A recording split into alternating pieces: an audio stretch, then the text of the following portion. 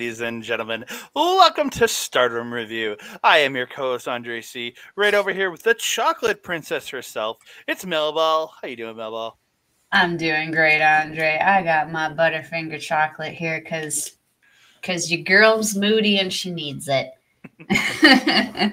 How are you doing today, my friend? I'm doing great. Chocolate makes the world go around. That's for darn sure. I just had a donut, so hey, I'm doing chocolate good. makes everything better. Yeah, I just had a honey dip donut, so makes me happy. I'm doing absolutely phenomenal. Crazy time going on. We have 2 tournaments we're watching. I just did a live stream an hour before that we recording this. Lots and lots of stuff going on, but we're here to talk some Stardom 5-star Grand Prix night number 1. The one advantage to Stardom with the way they space out the tournament. Yes, this tournament is like 3 months long, but they space it out. So like with G1, we're watching a show every second night. This, we had a break. We get a nice little break until the following weekend. Yes, there's going to be other shows in there, but I'm excited. The fact that this 5-star is here. It's a tournament we started covering. We started doing this show covering last year. It's true. It's true. This was our first big Stardom review.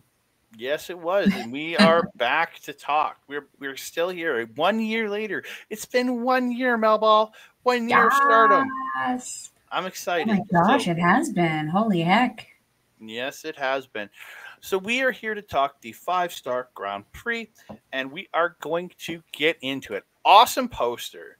Like this poster, I thought was dope as hell. This was the starting poster, at least for that show, on the page. Like I love it. Just the artwork on some of these posters is absolutely phenomenal. It's very basic, but just I like the color with the blue and red accented off the page. I really like that.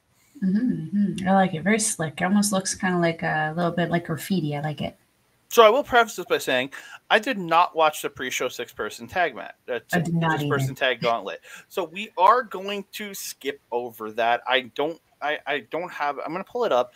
At least tell you guys who won the match because I should at least say. Mai Sakurai, Maesara, and Thekla won the 6-woman or the 6-man tag gauntlet match. So there you go.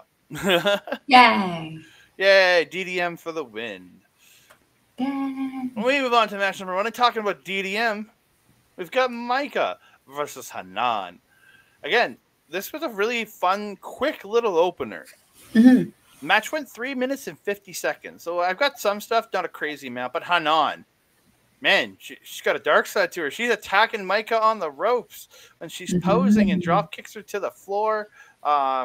Hits a splash off the apron. Hits running seated splash back in the ring. Northern Lights suplex by Hanan for 2. High cross off the ropes for 2. And then Maika, this is where Maika catches Hanan running and hits the power slam. And this was that's where the match started to turn. Hanan did stall a suplex attempt by Maika, gets a guillotine choke.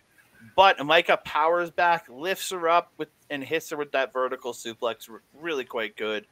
Maika hitting the Chase Owens' Marvel special. I noticed that too. Yes, hit the backdrop into the corner, then hitting it out into the ring.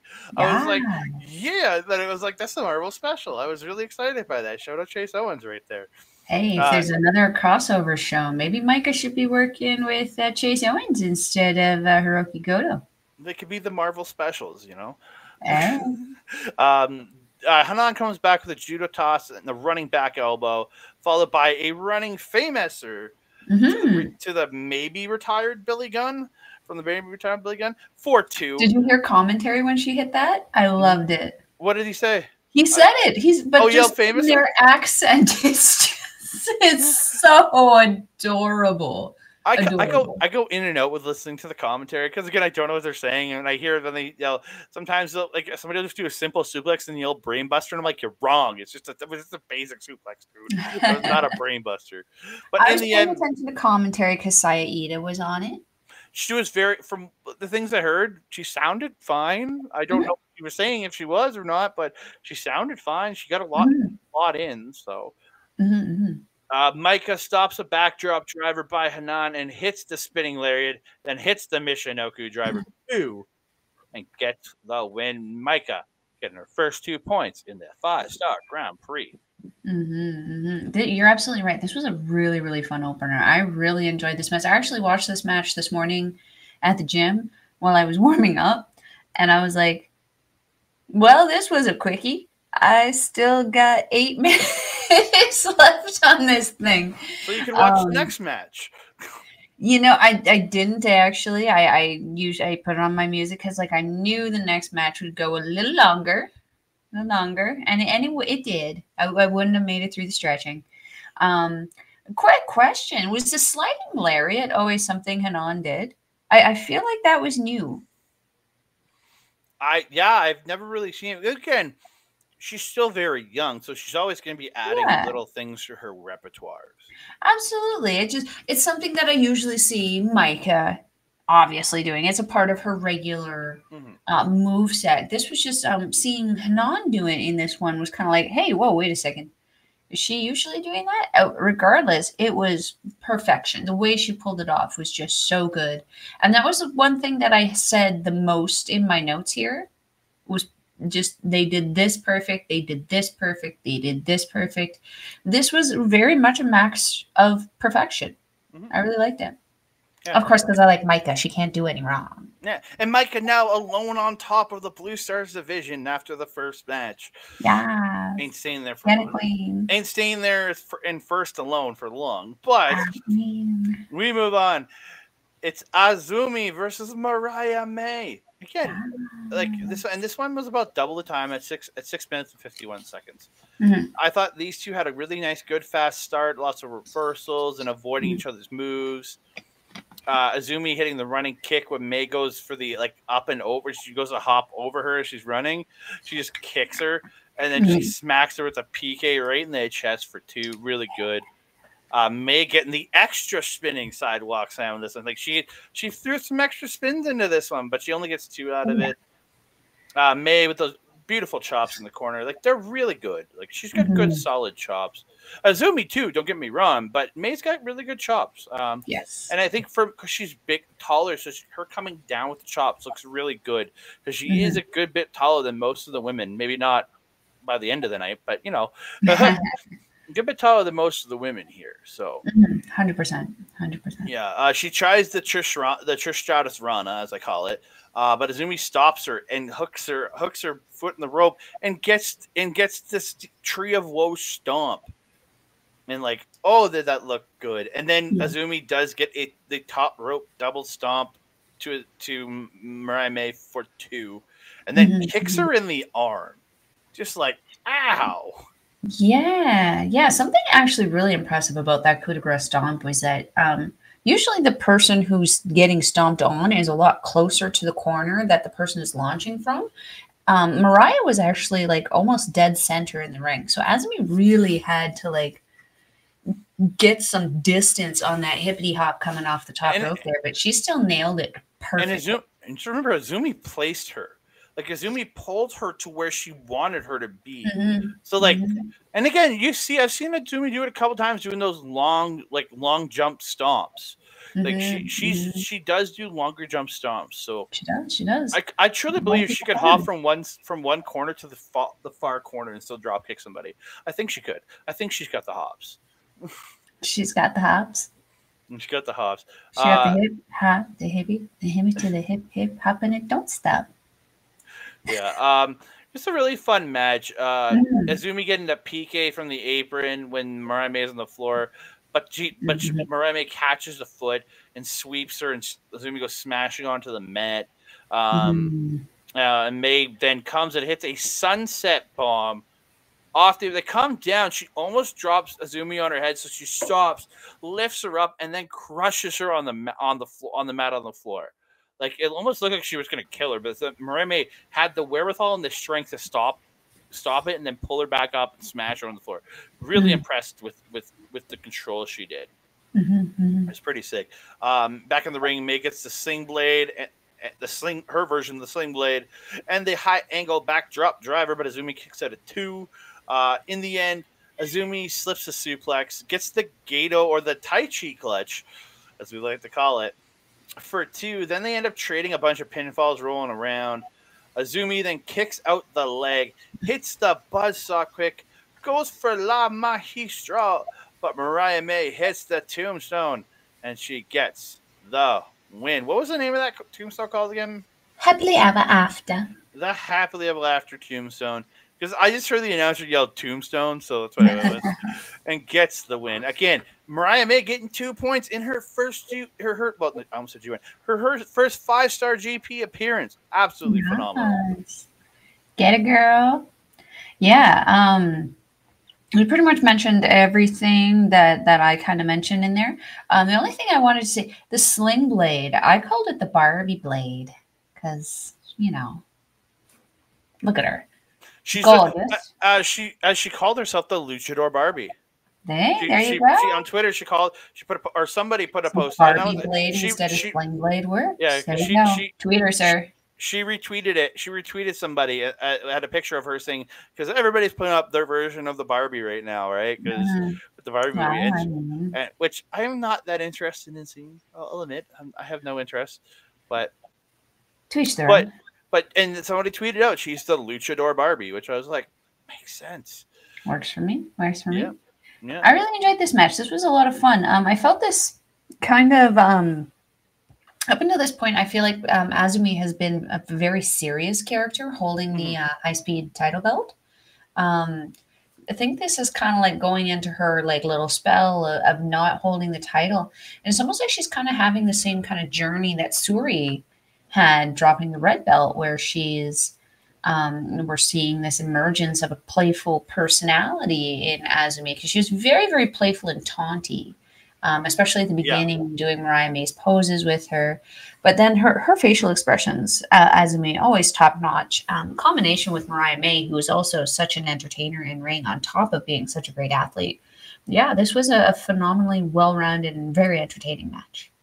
Yeah, very, very good. I thought, again, I'm a big fan of Mariah May. I have been since she showed up. Well, again, I love me some Club Venus. Like, they're a great team. And Mariah May has really impressed. She's now wearing, now she's a tag team or a Goddess of Stardom champion, and she's really proving herself in this. So I'm really, really enjoying her run so far, and I hope she does really well in this 5-star. Do I expect her to win? No. Do I hope she wins? I'm hoping for her Mina, that's for sure. But those are my hopes. But we move on to the next match. We're going to the Red Stars division. It is Natsuko Tora versus Ami Sourei. But by God, do we have to talk about Natsuko Tora's new entrance gear? Wow. So cool. She looked like, when I first saw her, I was like, ooh, she looks like a samurai. Like a really evil samurai. But then, the next thing that I kind of got was, a dark, what was that new Marvel character? The Moon Knight? Yeah, like a black Moon Knight almost kind of headdress. But then she also gave me, some strong, Queen Beryl from Sailor Moon vibes. Oh, I didn't even think of that. Yeah, there was just so much in it. It just looked so cool. She looked like a super shredder. Yeah, awesome. She looked great. So again, we get started. Ami splashes Tora in the corner. They're trading shoulder blocks, and Ami standing up to Tora's shoulder blocks. It was really good. Till Tora ends up sending Ami over the top rope to the floor, and then she ends up running her into the chairs on the floor. Does it on the other side. They get back in. Tora misses the corner cannonball, and Ami just unloads the chops. Just bang, bang, bang. I love Ami's chops are some of the best in Stardom. Tora rolls out to the floor, but Ami gets the floor and hits it. Or no, sorry, was it on the floor? No, but she gets out, but Ami hits this big double chop, which would look just so good. Ami reverses a lariat and gets a vertical suplex for 2. Tora hits a beautiful back fist, but Ami then hits a lariat, then another one, and hits the Blue Thunder bomb. But Tora kicks out at 2.9, just that last split millisecond, man. Barely got that shoulder up. Barely. Ami gets the power. It gets gets Tora in the power slam position, but Tora slips out, shoves her into the ref, hits the mist and the Death Valley driver. I thought this was it. But again, Ami kicks at 2.9. It's like, what the hell? So Tora hits way I look at it is like Chris Sabin's cradle shock, where off the shoulders and driver down in the front. So it's the cradle shock, and then the senton, where I thought she landed on her head. Yeah, she almost didn't completely rotate herself. Yeah, she rotated right at that last second, but it looked like it shook him kind of down on her head, and she gets the win. I again, 4 minutes 48 seconds. I really enjoy this. And like, this tournament is a 15-minute time limit, but I do enjoy having some of these matches being like sub 6 minutes. I really do, because it helps with the flow of the show. It does. And I felt that this show overall flowed very, very well. I felt that most of the matches were actually appropriately lengthed. This one, yeah, Tora doing Oedo Tai stuff, taking him to the outside and doing Oedo Tai stuff. Tora, just, man, like, she's always been in my top 10, but she's slowly moving towards my top 5. Every time I see her, she's just more and more entertaining. I'm finding myself more and more drawn to this dark side of Stardom. Something that I really enjoyed, though, in her character, which is something she's clearly not used to, is the long bits of her hair now, the extensions. Did you notice she kept playing with them throughout the match? I was like, oh, she's having these moments of like, I'm a pretty princess. Like, throughout the match. That's what I imagined she was saying.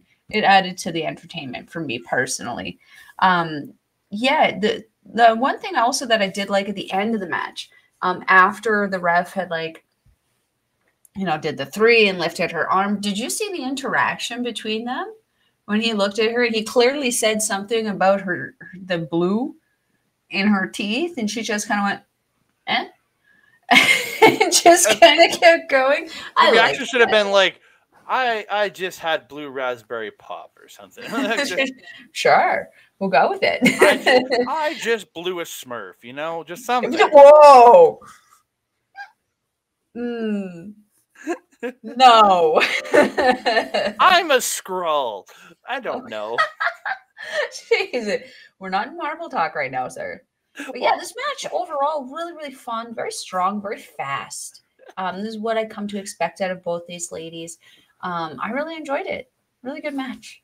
Yeah, I thought they did absolutely phenomenal. Again, Ami really showing up against the veteran in Tora, but Tora really showing her power and her ability to really overcome.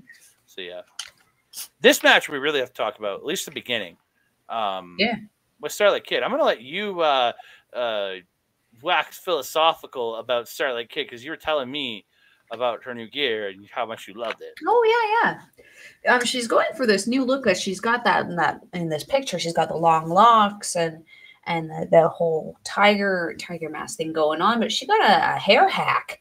Not even a haircut. She got a hair hack. She's got the kind of like short do going on, and she kind of scalped the tiger up there. Was rocking a very Bushi-esque style kind of mask. So she's still got the typical tiger teeth and the tiger face on there, but she was kind of missing the ears and the regular part. Again, very similar to how Bushi has been wearing some of his masks before he's kind of pieced out before the G1 here. But I really, really liked how it looked on her. It was a really fun new look. She seems to be having a lot of fun with it. When she came out and debuted it, she was just like, yay, look at me, I'm cute. But yeah, I really enjoyed that kind of new look. Andre, what'd you think of it? I thought they were really good. I thought it was really good. And I liked the gear too. It blends the colors so nicely. And it looked really good. And the new mask with the open top, I thought it looked really, really good. I really like, again, I like it when people change up the look. So we're 2 for 2 so far with Oedo Tai changing up their look. So we get it off. Starlight Kid drop kicks Nat Tsupoi off the apron as she's doing her entrance, and then hits an Asai moonsault press to the floor. Starlight Kid tries to slam Nat on the apron. Nat slips out, hits when they're on the apron, and hits a super kick and Germans the shit out of Starlight Kid on the apron, and they both end up tumbling to the floor. They both get back in. Great forearm battle. Both just screaming as they brawl. Like, just both just yelling. I loved it. Nat going for kicks, but not going for kicks, but misses, and Starlight Kid gets the enziguri. Koji is here. Koji is here. Moonsault off the top in the corner from Starlight Kid to Natsupoi, to a standing Natsupoi, and gets a 2 count. Looked a little like Natsupoi kind of fell back a little early on that one. I was like, but it still looked all right. Starlight Kid goes up but misses the frog splash, and Nat hits her kneeling spin kick for 2. Nat gets the drop. Happy with that. I love it. Nat gets the drop kick in the ropes, but Starlight Kid gets a pop-up forearm and then a twisting beautiful twisting fisherman suplexing neckbreaker thing she did looked really good. Yes. And she goes up to the top rope and hits the moonsault, but Natsupoi kicks a 2.9. Nat gets the ferrying ring for 2, which is the SOS. I learned that because of New Japan Strong Spirits. Yay! Great game. And my Natsupoi character. My Natsupoi character it's one of her moves, so I learned that's the actual name of it. And then she gets a 2 count there, then just beautiful release German suplex. Starlight Kid stops the arm trap German, but Nat hits a super kick to the back of the head, which looked just gross, and hits the arm trap German. But Starlight Kid gets her paw on the rope. Love it. See what I did there. Nat goes up, but Starlight Kid comes up, hits the Spanish fly off the top. But Starlight Kid is delayed in getting the cover, and Natsupoi does kick up. But Natsupoi looks dazed, like just glassy-eyed at this point. She's really good at that. Starlight Kid with the meteor to the back of the head, but Nat ends up rolling her up for 2. And then they roll around with trading pinfalls. Nobody get the win. Starlight Kid goes for the Michinoku driver, but Natsupoi rolls her up, and they roll around, and then Natsupoi steals the win with a quick roll up, and Natsupoi moves on with 2 points.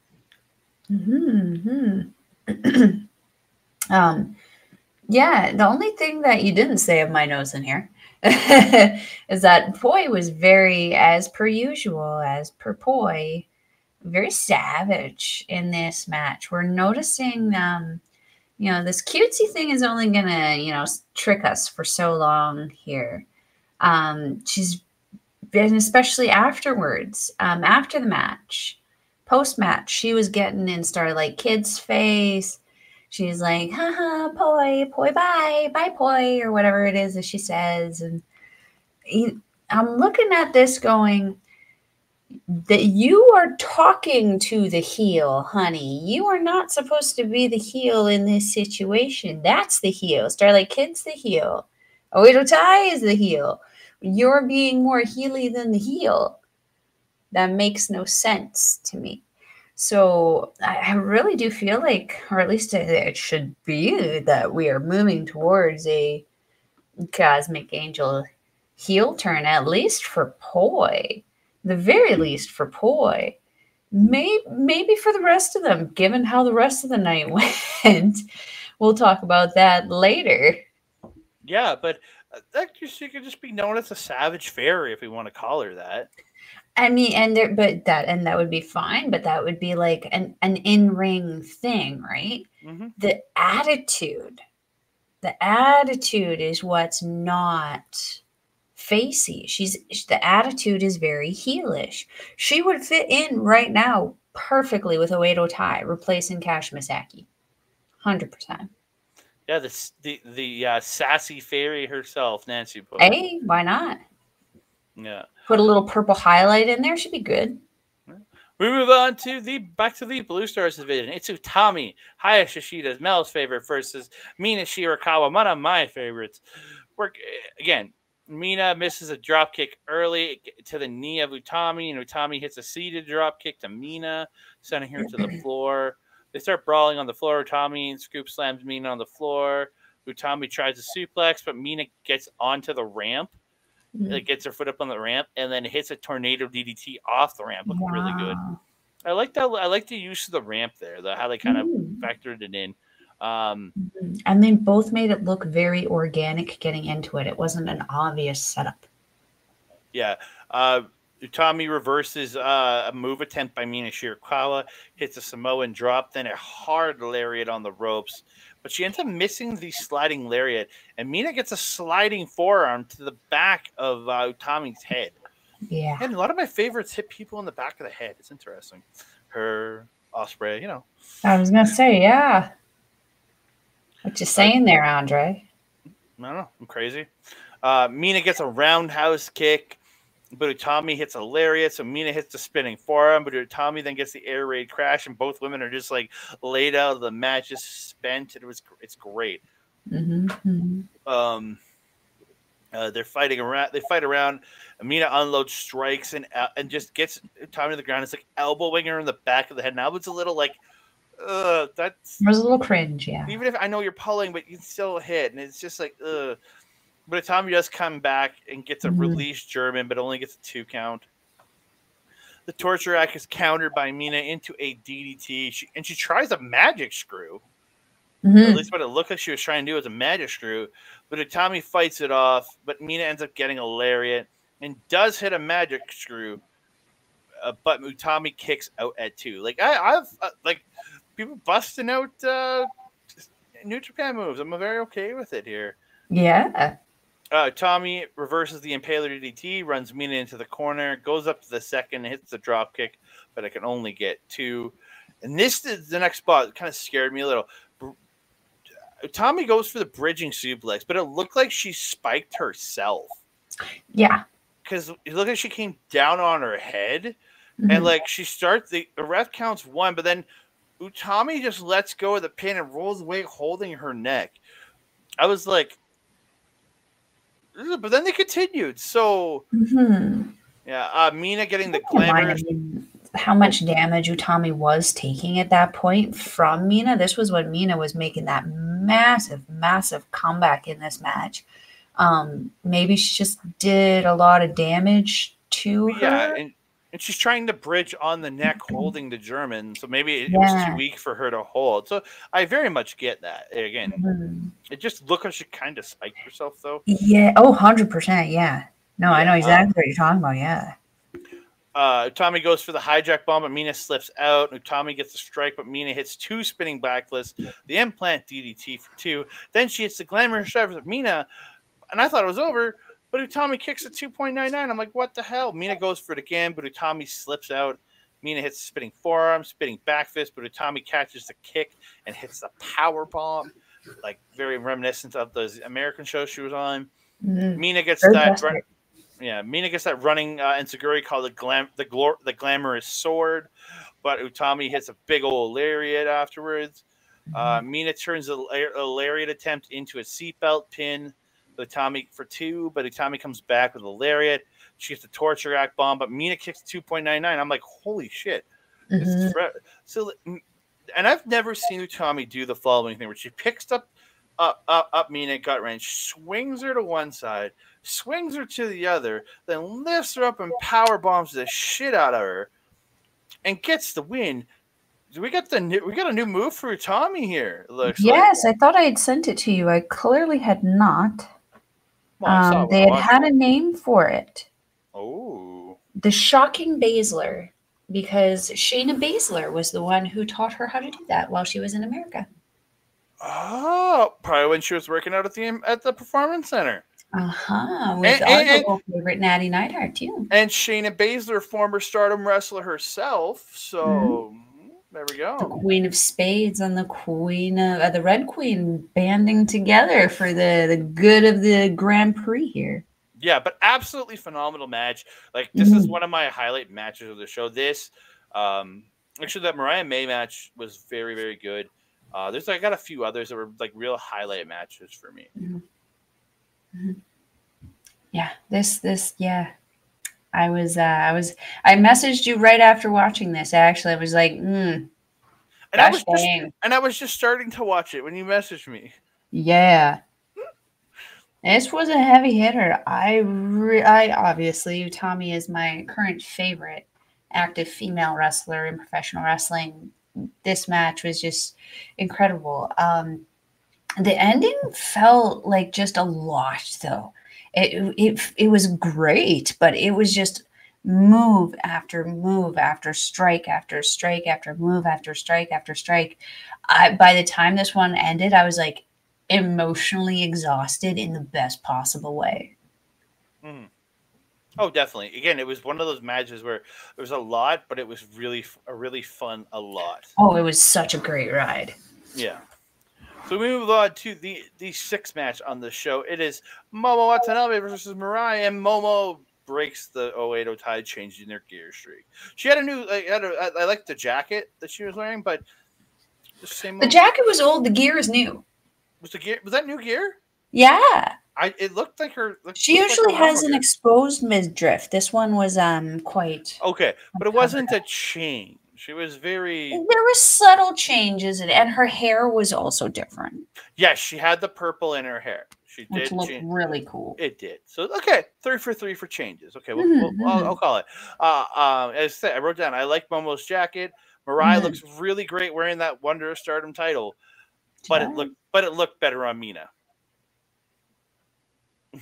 I have to agree, and given how things went with this match, I have to agree with that more. And I'm looking forward to what comes out because of this match. So yes, good wrestling start from both ladies. Really good reversals. Good. Momo catching Mirai by the hair. Mirai gets a strike, but Momo pulls and slams her down by the hair. So mean. I loved it. Momo with the yes kicks, but Mirai catches one and hits a beautiful dragon screw.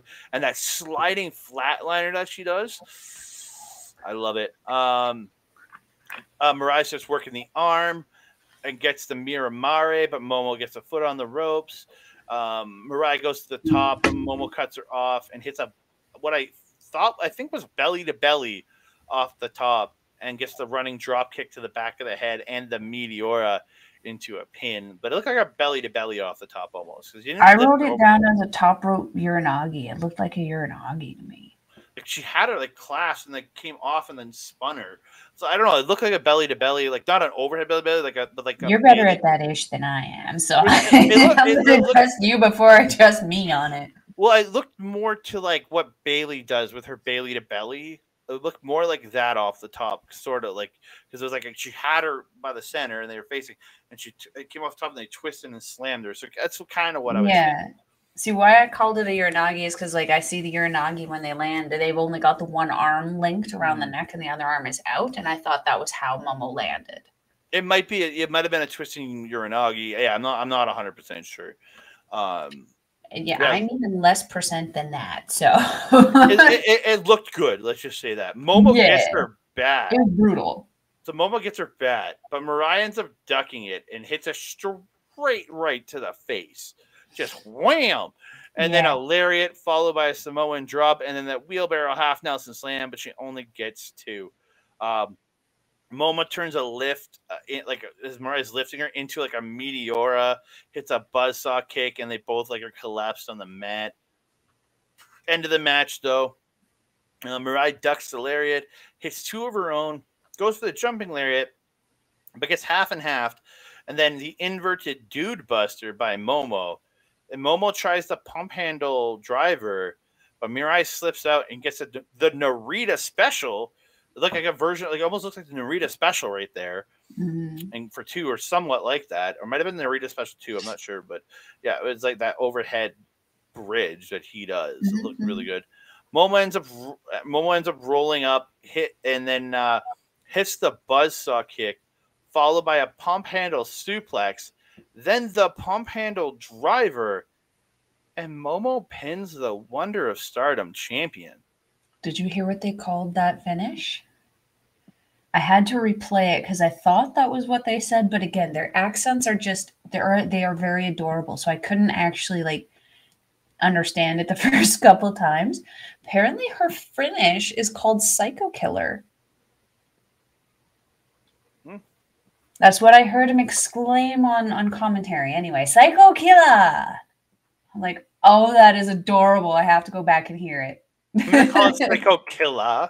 Just for yeah. That's why I had to go back and listen to it. So I don't know if it's how it's written or just how they said it, but it was adorable.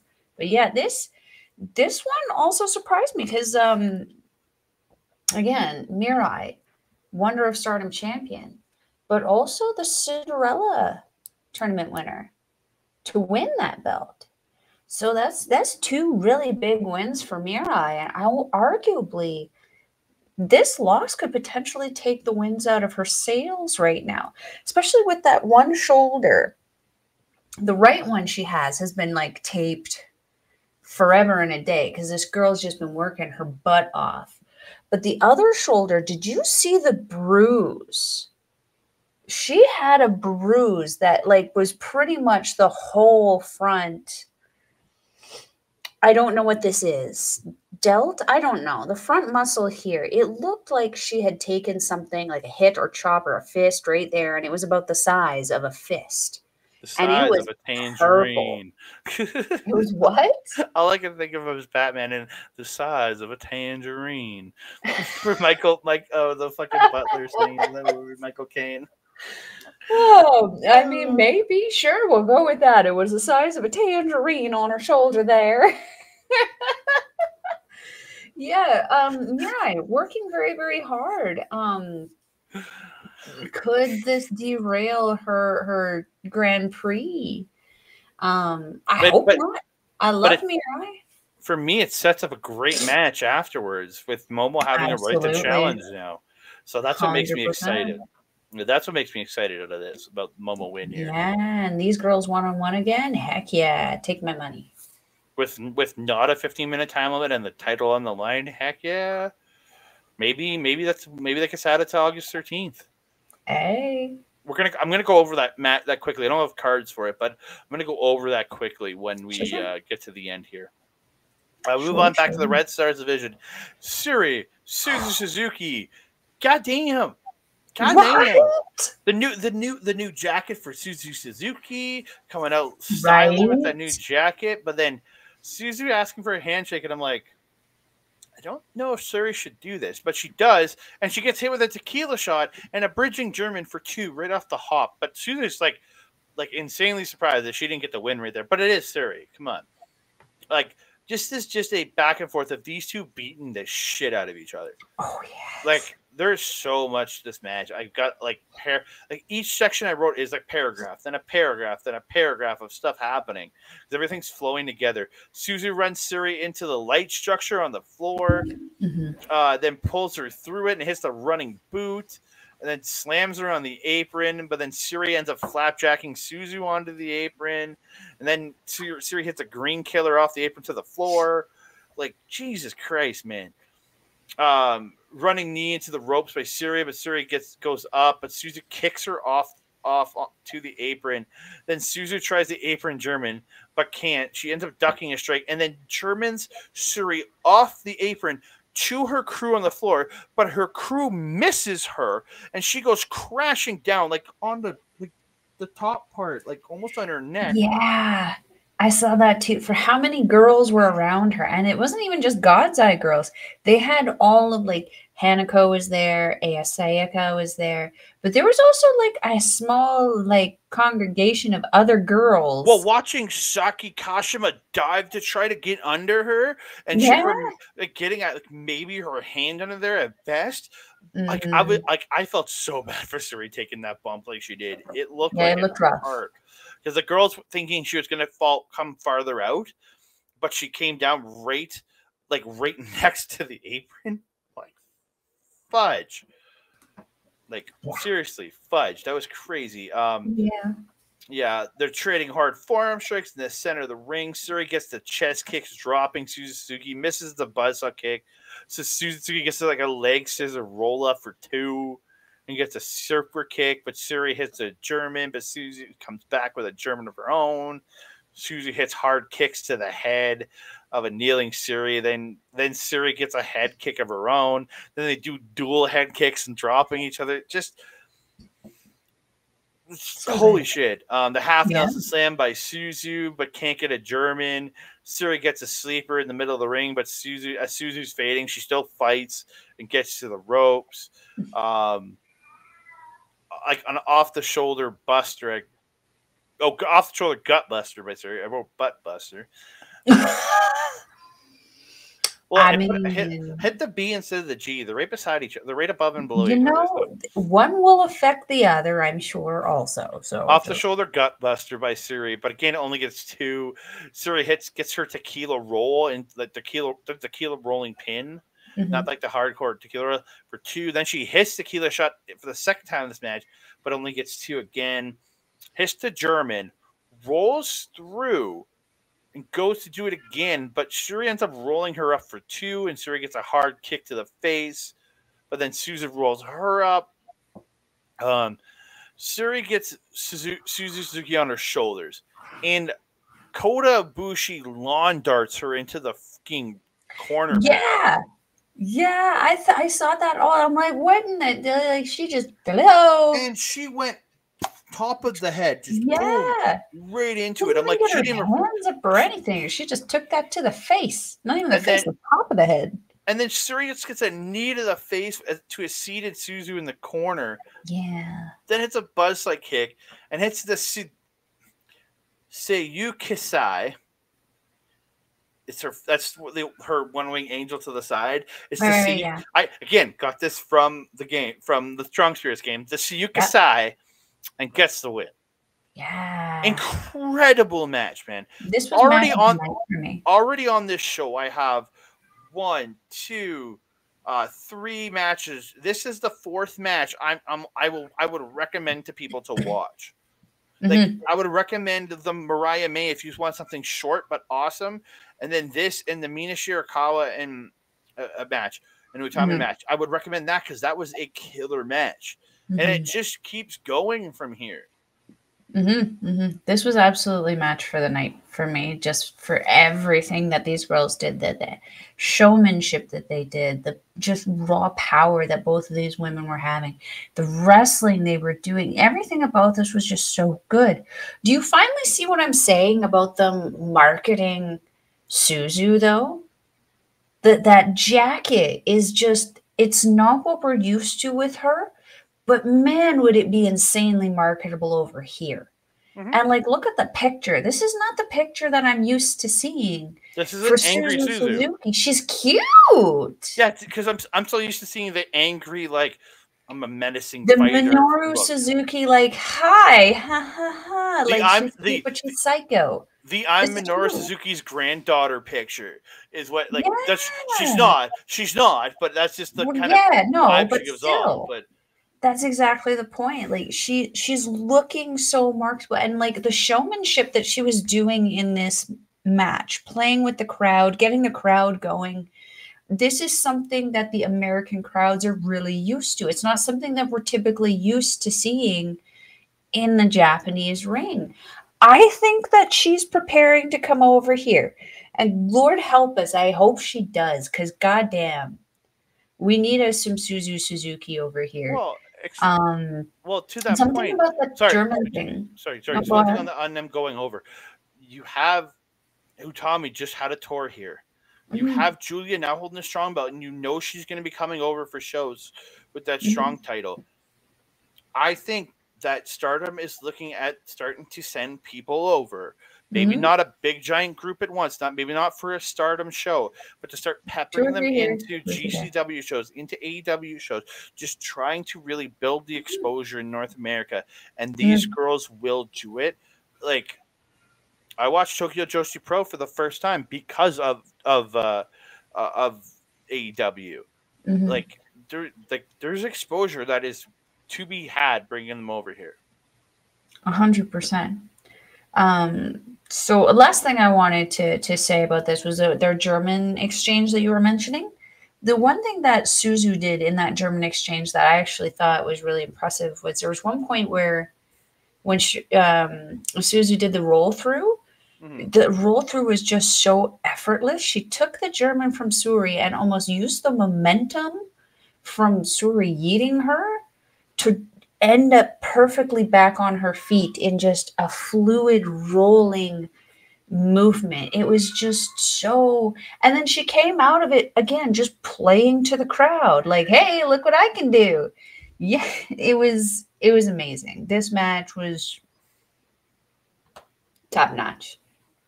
I was on the edge of my seat the whole time. Being that this match gave us a finish, I will say this is match of the night. The one that follows up close is Soriano and Julia for me personally. Because, again, I'm a big Julia fan. But, like, this, because of what they did, and we actually got a proper finish, I will give it to this one, 100%. Again, in 11 minutes. And they had a stellar match in 11 minutes. Mm-hmm. You don't need everything you could possibly want in a match. This match gave it to you. 150%. We move on. I want Hazuki's music back. I want the old music back. The music's fine. There's nothing against it, but that was a banger. It got you up. It got you going. Yes. That is one of my good morning songs. It is so good. You can't wake up in a bad mood listening to that song. No. I would love to make that my. Do you know? Okay, send me what that song is because I want to try and download it and make it a ringtone or make it my a morning alarm. Your morning alarm, yes. I've been listening to the same Fall Out Boy song for 10 years as my wake up song. I could use something new. Yes, we'll have that. We'll make it happen. So we get stars versus stars. Mayu Iwatani versus Hazuki.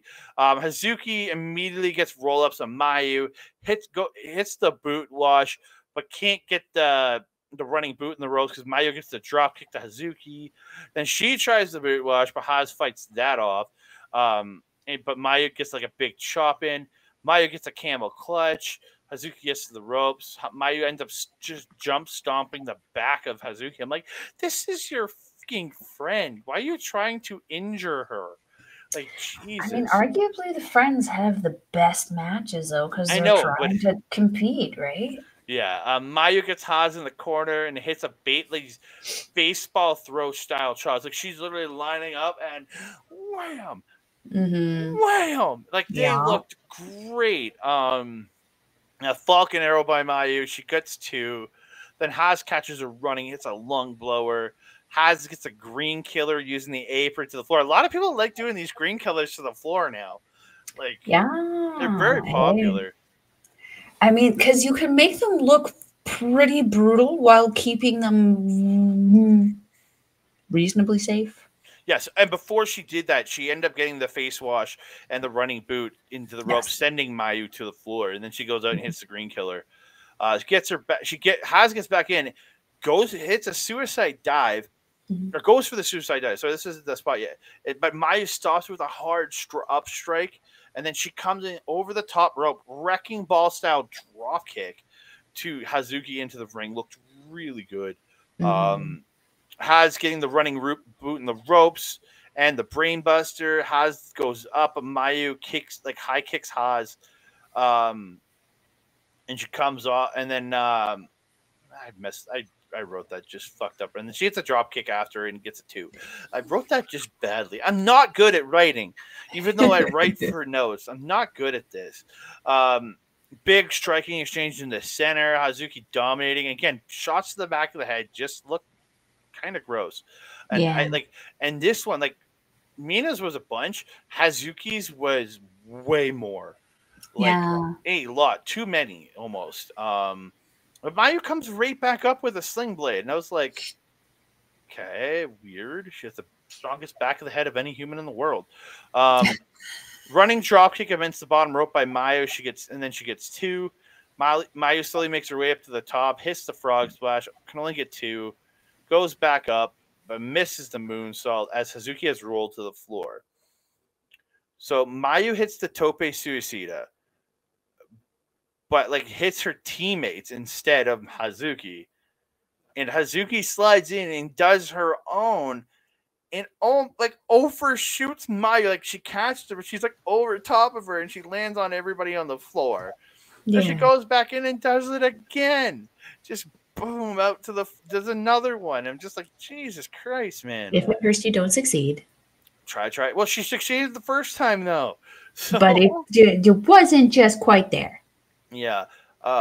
Back in the ring, Hazuki ends up going. She hits a top rope senton. Oh no, sorry. So she hit that lung blower out of the corner first, Yeah. and then she went up and hit just a thump of a senton. Yeah. Jesus. She does that. She only gets two. Tombstone by Mayu after reversing out of the brainbuster. It hits the running dropkick in the corner. Then a second dropkick, but Hazuki comes back with a DDT. Mayu returns with two buzzsaw kicks. And then Mayu goes up to the top. She hits the moonsault to Hazuki, but only Hazuki kicks out of that 2.99, like just barely coming out. Maha struck cradle by Hazuki, but only gets two. Mayu gets a super kick and the dragon suplex, but Hazuki kicks out at one. I'm not liking the people kicking out at one spot. I'm done with it. Osprey and Omega did it, looked great, and a few people have done it well, but everybody's doing it. It's happening There's a time a lot. and a place for it, yeah. Yeah. The Avada Kedavra kneeling super kick, like that's what Rollins used to call it. The super kick to somebody who's kneeling. Was he Voldemort? He was a bag at the time.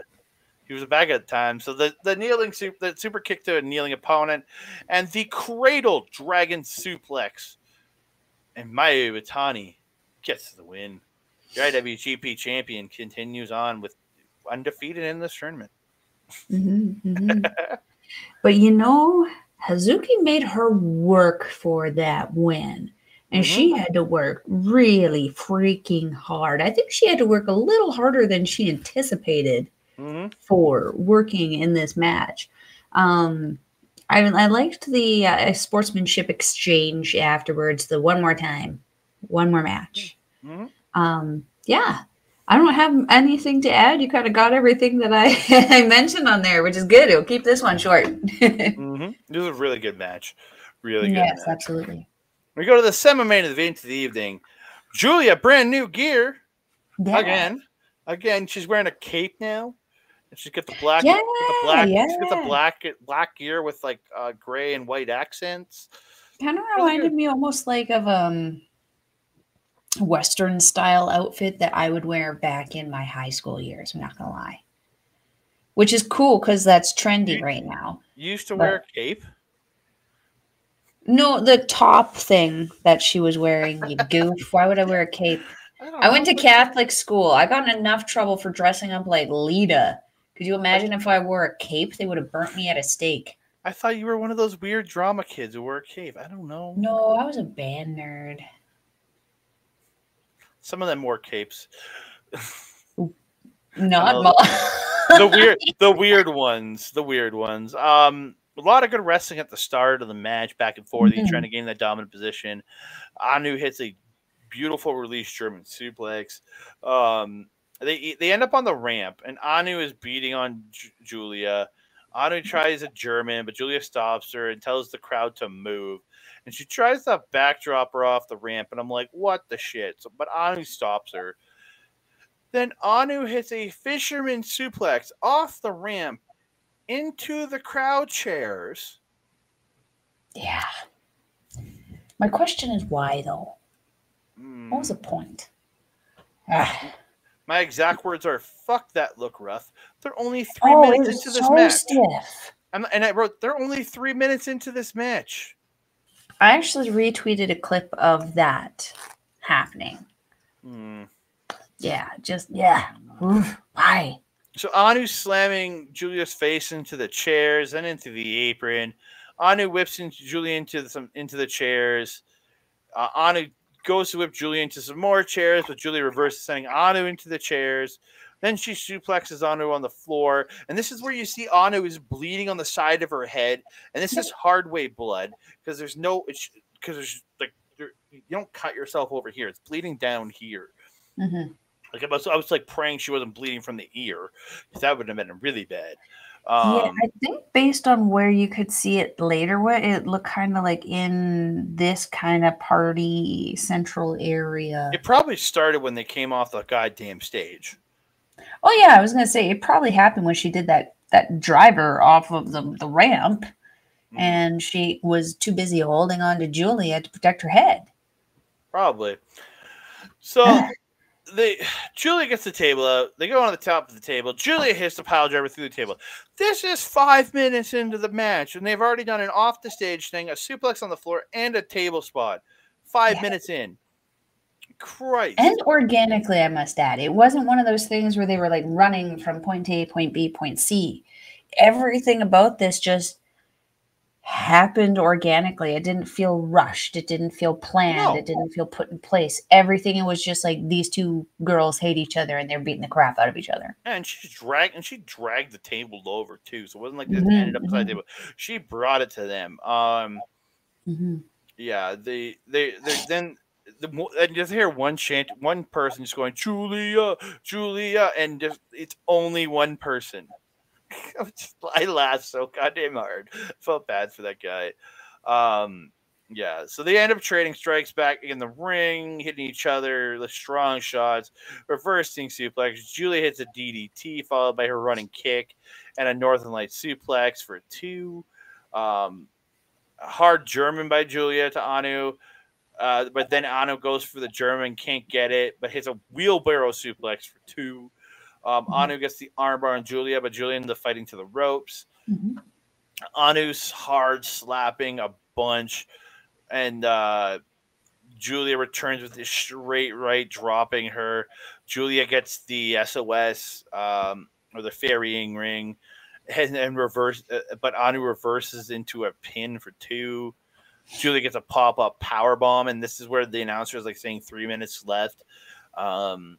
Julia goes up, but Anu attacks her, and Anu hits this beautiful Frankensteiner off the top, and then follows up with a running kick to the face for 2. Anu goes up, but gets cut off by Julia, and Julia hits the butterfly suplex off the top, rolls through into the Falcon Arrow driver, but Anu kicks out at 2.9. Backslide by Anu, but Julia kicks at 1, and then hits this hard knee to the face by Julia, but Anu kicks out at 1 again. The fucking kick at 1. And again, by this point, you're like 14 minutes into this match, and you've been beating the shit out of it. Nobody should be kicking out at 1. You're also bleeding. And this match isn't at the level of what Kenny and Will had. Maybe if this was the finals, I would be like, okay, I can accept a 1 count kick out late in the match. But it did. This match does not have that gravitas. Or maybe it's that final night where you have to win this to get in. Yeah. Sure. This was when this is your opener. It's like how are you gonna go up from this? Yeah. So bridging German by Anu. Julia kicks out at 2. They're saying 30 seconds left. Julia then hits that Saito suplex, the backdrop suplex, whatever you want to call it. And then she picks her up, takes forever, and hits the glorious driver. But as the ref counts 1, he hits 2, and you hear the bell go. 15 minutes time limit has expired. Each lady gets 1 point. They both were so happy about it too. This was a fun match though. What was that thing that Anu got on Julia before the crossface, that submission where she had the arms? Oh, it looked almost like an arm version of Kyrie's like finish, like leg, where she crosses the legs and pulls them back. The anchor. It looked like an arm across the neck version of the anchor. Yeah, the best. That looked really cool. She did it really cool. At first, she did it with a back bridge, and then she just readjusted for whatever reason. Probably because her head hurt, because it was bleeding. Yeah. I wasn't. I don't. You pretty much got everything else that I had mentioned. The only thing I would add is that these girls were just hitting hard. This felt like a grudge match, like two people who had just been waiting to get their hands on each other. When they finally did, they weren't able to be controlled. Oh, very much so. It was very much that. Mm. Oh yeah, very fun match though. Oh yeah, 100%. Great, like an amazing match in my opinion. These two like absolutely tore the house down. Like, and what we're going to talk about next is a little bit harder to stomach, almost. You know what I mean? Yeah, that's where everything kind of goes. It's a great match. We're talking about my neck. Tam Nakano, Saya Kamatani. I don't know how much we can actually talk about the match for this because it kind of, there wasn't a whole ton of it, unfortunately. Well, there was about 8 minutes of it, but like good basic wrestling and transitions to the start. Each trying to get an advantage. Saya gets a backslide for 2. Saya applies an inverted triangle, but Tam gets her foot on the ropes. This really compressed spot. Springboard splash by Kamatani, but Tam turns it into an RKO. That looked great. And then Tam hits the running knee, and then hits a green killer style. Like she has her up for the green killer. Then she hits like a twisting neck breaker but like it's out onto the ramp. Like she had her through the ropes like green killer style, but then twisted it with like a twisting neck breaker or like a magic screw. Yes, magic screw, but a DDT position magic screw. I don't know. It didn't look like the magic screw per se because it wasn't off the top. It was off the second. But yeah, it looked good. Okay, so we're gonna go to the spots here. So Tam, they're on the stage. Tam tries to get a German Saya off the stage onto the ramp because it's like a 3 steps up onto the stage part. That doesn't happen. They trade forearms, and Saya tries the Northern Lights, but Tam gets a roll through into the running kick to the face. Tam goes backstage, and all of Saya's team checks on her. Tam appears up on top of the Tron area, jumps off, splashes them off the structure onto Saya and the rest of Queen's Quest. Saya ends up hitting a running mushroom stomp to Tam. Like as Tam's running at her, she jumps up and just stomps her chest down like mushroom stomp style.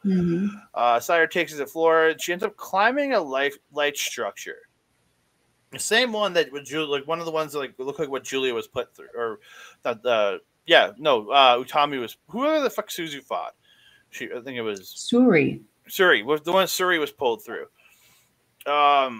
She climbs up and she dives off onto Tam, and the rest of Queen's Quest and Cosmic Angels are all there, and I think a couple other people too. And they lay there, and then the ref comes over. He starts yelling for a doctor, and he's like looking like saying "end it," like he's yelling something, and it sounds like "end it." Up the X, yeah. And he's calling for a doctor, and then it goes to a wide shot, and you see these people rushing over top from one side over top the stage to the other. The match is ended, and then Tam's music plays. You're like, "What the fuck just happened?" Sai Kamatani dislocated her elbow on the dive. And she has been removed from the rest of the tournament. Like, Jesus. So they end Tam's sitting there with Saya the whole time while she's being tended to. And a very classy move for Tam to just stay there with her. Again, they're enemies, but like this is a person you're working with in the ring, and they've gotten hurt, so you don't leave their side. I really was impressed. I really liked the way she stayed with her. They set up the stretcher, and like Saya Kamatani is bawling at this point. Pain and not being able to continue because this is what she loves. Like your heart is, my heart was breaking for Saya Kamatani here, right? The doctors and her teammates get her onto the stretcher, and they all carry her out of the building, and it's just like, Nat comes over, she hugs Tam because Tam is insanely upset by this because again, her friend or her coworker just got hurt in a match with her. They go. So Tam goes to the ring, gets the mic, starts talking, but the lights go out, and everybody's like, "What's going on?" And they come back on. Just in the world of Melball, that would be like my worst nightmare right there. Yeah. So okay, before we get into this, like Saya Kamatani, goddamn, that sucks. Yeah, as someone who has dislocated their elbow, shoulder, multiple fingers, jaw, like I'm just a walking accident, you guys. It's not fun. Luckily, my elbow was enough in my dislocation, we'll say history, that when it popped out, I kind of knew what happened, and it was easy enough to kind of fix on my own without having to go to emergency. It sounds like, unfortunately, Kamatani's was significantly worse, resulting in not just a separation, but also ligament damage. That will unfortunately most likely require surgery, which is no bueno. That means we'll be missing her for a very long time until she is back, if she decides to come back. At this point, something like that could mean some serious range of motion damage or flexibility, mobility issues. We'll see what she does, though. I have faith that she is strong enough and smart enough to know what she needs to do to come back if she wants to come back. I suspect this isn't the last we haven't seen of Saya Kamatani. No, she'll be back. She'll be back. So, Tam's in the ring. She starts talking. Doing her post-match speech. And the mics go out. They come back on, and this beautiful Amazon of a woman, standing there, and she attacks Tam, unloading knee strikes in the corner, beating the shit out of Tam, picks her up, F5s the shit out of her, and calls for a mic. And then she's like, had this like crazy big headdress on, and like before she starts talking, she finds it and puts it on. And puts it back on because it fell off during the attack. She yeeted it. She had to. Oh, yeah. So she's on the mic. She says, I am Megasis Megan Bain. Strong, powerful, a goddess. Tam, I challenge you for the red belt. Go to hell.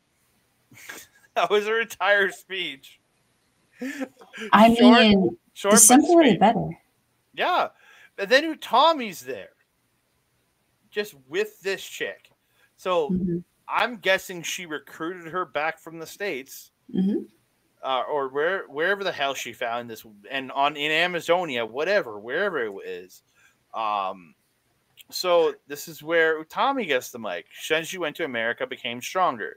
I'm just going to give the of course. Quick notes on this.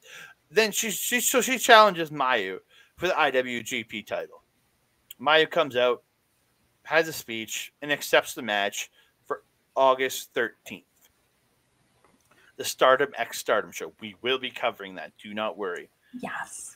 And then, so after Mayu does her little speech, she leaves the mic, and everybody just leaves and leaves Tam in there. And Tam gets the mic and she goes, "Who the hell was that?"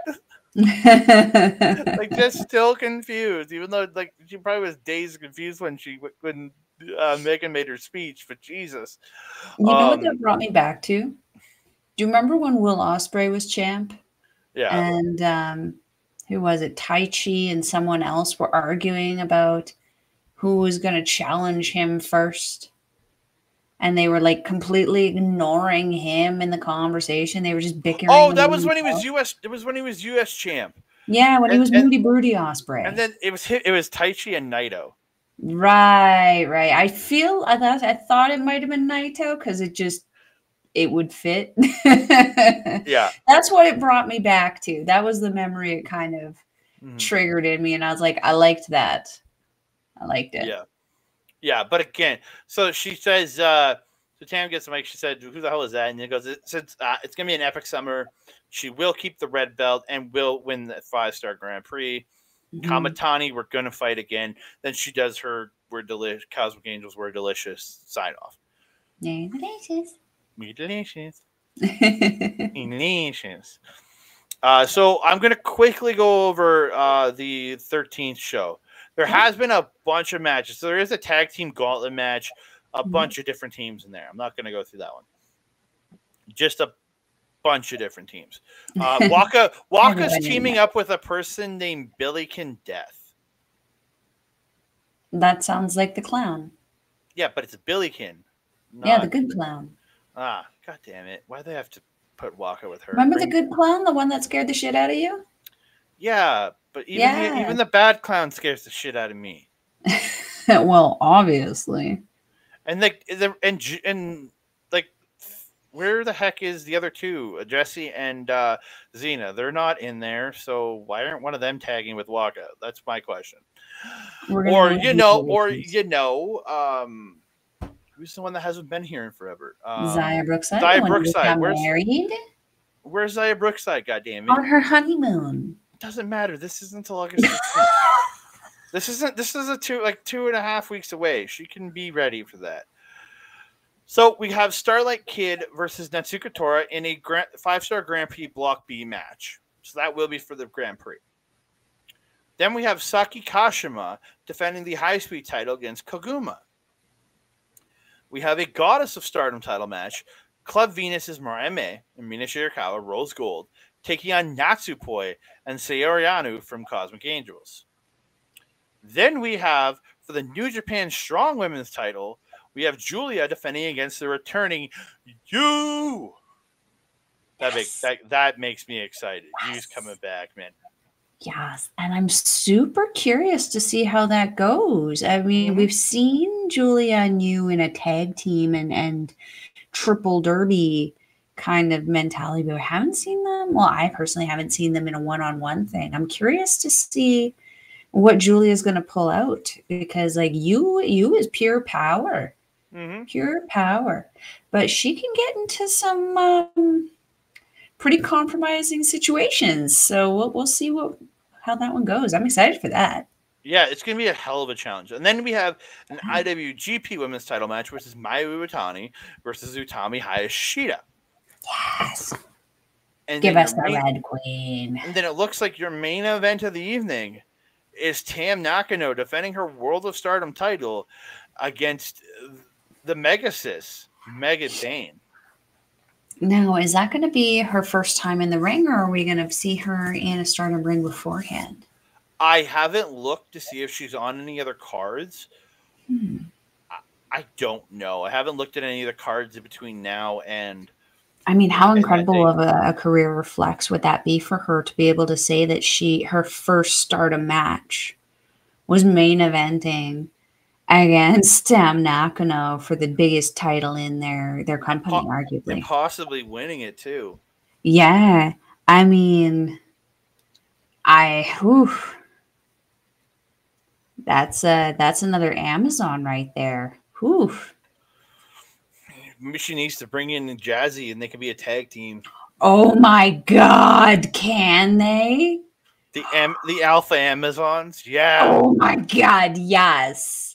Yeah. That would be amazing. That needs to happen now. Yeah, I want it so badly. I really do. I didn't know I wanted it until you said it. But we have come to the end of the show. You guys know what the point totals are. Whoever the winners are all at 2 points, and the losers are all at 0. I don't need to go over point totals on this show. Next show, I'll start going over it. Oh, and the draw people got a point each, so I don't need to go over points on this show. But we've come to the end of the show. I want to thank all of you for joining us. Please like the video, subscribe down below, comment down below because we want to hear from you. And don't forget, hit that notification bell so you can be alerted every time we drop a new show. Ding dong. Hello. Shout out to Bailey. But you can find me on Twitter, Mastodon, TikTok, Hive, at That Canada Guy, Instagram and Threads at That Canada Dude, and soon enough on Blue Sky at That Canada Guy, or whatever the heck I can put on there. I'll have that very soon. Don't worry about that. And you can find me actually, this past Wednesday was the final episode of Marvel Talk covering Secret Invasion, where we had our guests Astrid Pizarro and Boris Roberto Aguilar, myself and my boy Old Ed, breaking it down. The four of us broke down the Secret Invasion finale. So please go over to Our Local Establishment YouTube page and check that out, youtube.com/@OurLocalEstablishment. But you will be able to find me on there next Saturday. Not live, because it will be a pre-recorded stream on Local Establishment, where will be myself, Old Ed. We're going to be previewing the SummerSlam card. I've been following WWE mainly through podcasts, listening to everybody else, and checking out highlight videos on YouTube and Twitter. So I am going to have a very different perspective on all of this compared to my boy Ed, but I am looking forward to talking some WWE because I never do. You're going to have a Melball opinion on that. Yeah. And don't forget to check out our boy, Mike the Ref, over at Backbreaker Video right up there for all the great chronic. You might be watching us there. If you are, like and subscribe to the channel. And if you are watching us there, please go over to our channel and subscribe to us at youtube.com/Andre Melball Wrestling Talk. You can find all of Mike's other great content that he does live on twitch.tv/Mike the Ref every Wednesday. He's got his Dynamite watch along. That's a great live content coming out over there. And over on YouTube, you can check out his replays of his gaming content at youtube.com/@backbreaker_gaming, where he's got him. You got PJC, who's just finally returned to streaming, so he's going to be putting up more and more content. You have Rick Jules, all the great content, and then freaking collaborator who guests on a bunch of their stuff. It's Kayla J. So check out the four of them over on the gaming channel. You really want to do that, ladies and gentlemen, because a lot of great gaming content over there. Kayla Melball, J. where can they find you? If you're wanting to follow a Melball, you can follow her on Twitter at Collins Melball. You can follow her on Instagram, TikTok, Mastodon, Blue Sky, and Facebook. At Melball Collins, you can catch me on our local establishment every other Monday on Paramindful, where Alex the Werewolf and the gold standard Caro fell, and I talk all things spooky-ish. We just released a video on Missing 411, where people just go missing or yeet themselves into the woods, never be yeeted back. And we want to know why. You can also catch me on Astra Pizarro's YouTube channel show, Ladies Wrestling Showcase. We do that every other Friday. But Astra has been just getting so many opportunities lately. We have been putting that on the back burner until she is done. Yes, she's been getting opportunities with Andre because he's been stealing her from me. You jerk. Anyway, make sure you go follow the beautiful natural over there. If you're wanting to watch Stardom Wrestling, we will leave a link in the description box down below. It is stardom-world.com. It is approximately 999 yen, or approximately $7.38, somewhere between $7 and $8. But we like to do shout out to Sean Spears because he's awesome. It's going to be about $7.30, $7.50 to catch some amazing women's wrestling. It is certainly worth the cost for a month of incredible shows. You want to catch this Grand Prix, you guys. It is off the chain. We've already had one night. And we have how many matches in Andre's top 10 list of the year? My goodness. Well, my top 10 list of the year, there's like 2. But like overall that I would recommend for this show, probably at least half the card, if not more. At least. This was a solid show from start to front, you guys. Or start to front, start to finish. What the hell? It is too late for this ish. Andre, do you have anything else to say to the beautiful people? No, just regarding Paramindful. I hope to hear your guys' talk on aliens soon because aliens are real. It's been confirmed by the U.S. government. Aliens are real, so you guys better have an episode about aliens soon. But I just want to say, Carl and Alex are both big alien enthusiasts, so I think we're gonna have to. Definitely. Now that they're real, there better be an episode coming out. Now that they're real, yes, they weren't real until the U.S. government said so. They confirm that they're real. But I want to thank all of you again. Like the video, subscribe to the channel down below, comment down below because we love talking to you. And please hit the notification bell so that you get alerted every time we drop a new episode of Stardom Review, new episode of the NJPW Report or Wrestle Review, and a new episode of Chop Talk and any other special stuff that we drop on the channel. Ding dong. Hello. And that being said, I am your Melball. Over there is Andre. We will see you next time. Mwah!